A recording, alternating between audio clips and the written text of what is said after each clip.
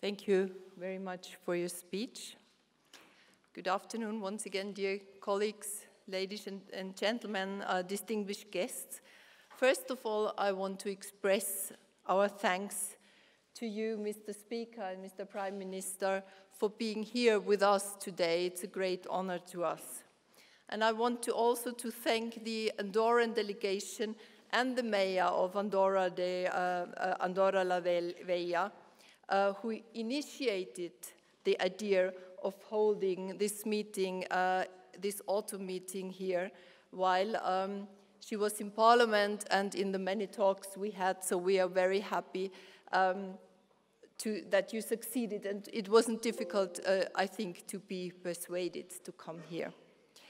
It is a real pleasure to gather here for the 16th autumn meeting in this beautiful country, which is actually the second time that the Assembly meets here, having held our economic conference in 2007 here in Andorra as well. And once again, thanks for your hospitality. Beyond its striking natural beauty, Andorra reminds us of the value of good neighborly relations, with its borders intact and unchanged since 1278. This is an impressive feat on a continent historically known for constantly changing borders and ever-shifting alliances. And not only does Andorra have some of the oldest borders in Europe, but also, as we already heard, one of the oldest parliaments, with the Conseil de la Terra established all the way back in the 15th century.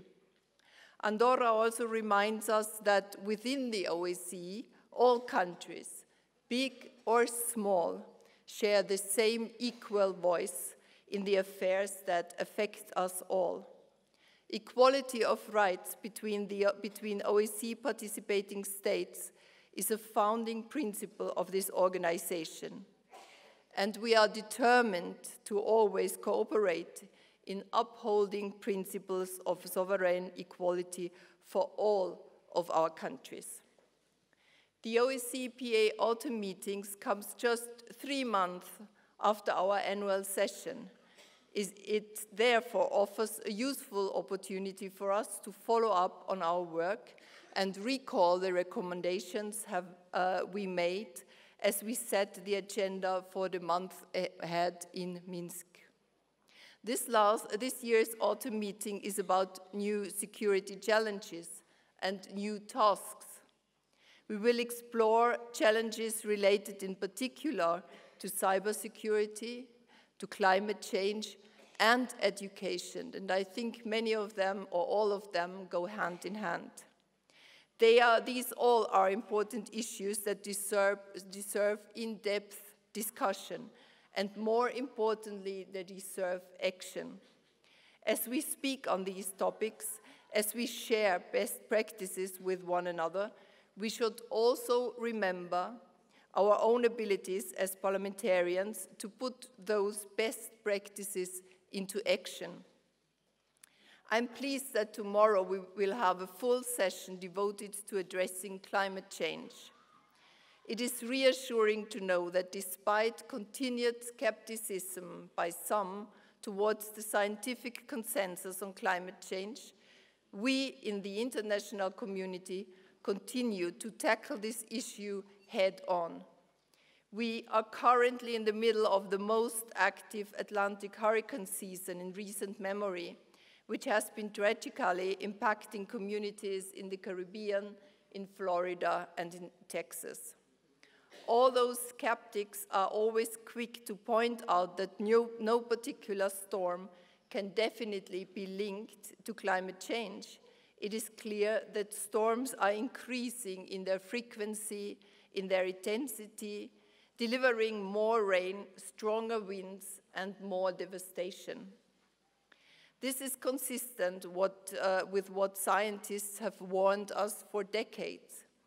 Not only do we get stronger storms with climate change, but also rising sea levels, intensified heat waves, drought, and forest fires. All of them are issues of security. And we are seeing all these trends play out in front of our eyes.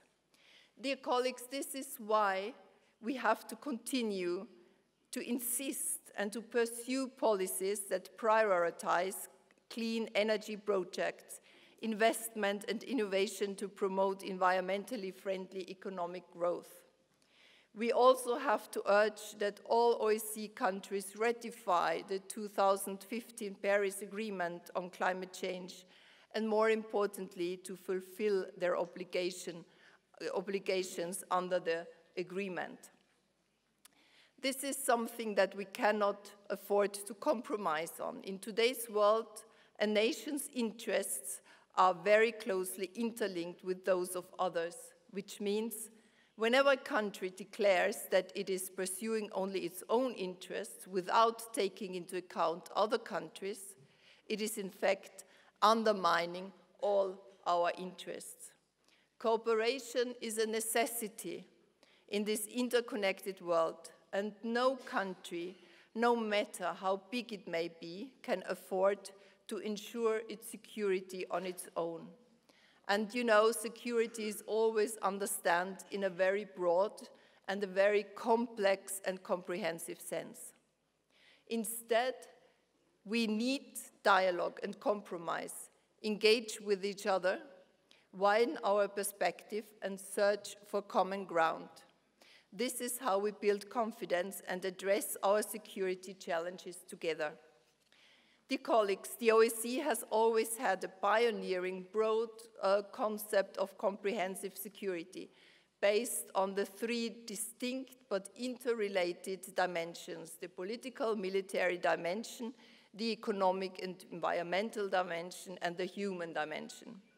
Although this concept of security was developed more than 4 decades ago when the Helsinki Accords were written, we have really seen in the past 10 years how insightful and accurate this concept is.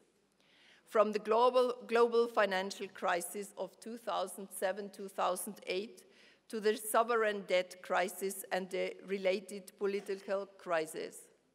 From climate change conflicts and the refugee crisis, from human rights abuses, radicalization, and terrorism. We know that all these issues are related and that none of them can be tackled alone. While we have shown that the OSCE's comprehensive security model is relevant, in some ways we have not fully implemented that model. We have not always responded to situations with the clarity that is needed. Our collective response to migration, for example, could have been better. Although the immediate crisis that we faced in 2015 has subsided and there are improvements in the management of the situation, so far we have not succeeded in addressing the underlying causes of migration. Nor have we succeeded in reconciling the interests of security and stability with the rights of migrants for safety and human treatment. And of course, so far we have also failed to resolve one of the most pressing security challenges in our neighborhood, the crisis in and around Ukraine. Every week we are reminded that this conflict remains very active. The Ukraine crisis should not be thought of only an isolated conflict in the Donbas region, but as something that impacts all of Ukraine and indeed all of Europe. We must redouble our efforts to resolve this crisis as well as other protracted conflicts in the OSCE region, not at least of which being Nagorno-Karabakh. Trust building and searching for common ground is needed today more than ever.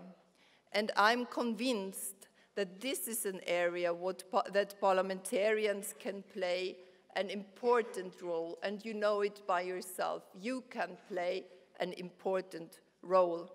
As the most direct link between governments and the people, we have a special role to play in promoting people-to-people contact, facilitating cultural exchanges, and enabling meaningful dialogue. We always talk about building bridges. This is exactly what we have to do. In the Parliamentary Assembly, we see this dialogue taking place all the time, and I hope, no, I'm sure, to see it happen here in Andorra in the next days. Once again, thanks to the Andorran hosts for providing this important forum, and we look forward to hearing from the local expert and the government representatives on the important issues on our agenda. Thank you very much.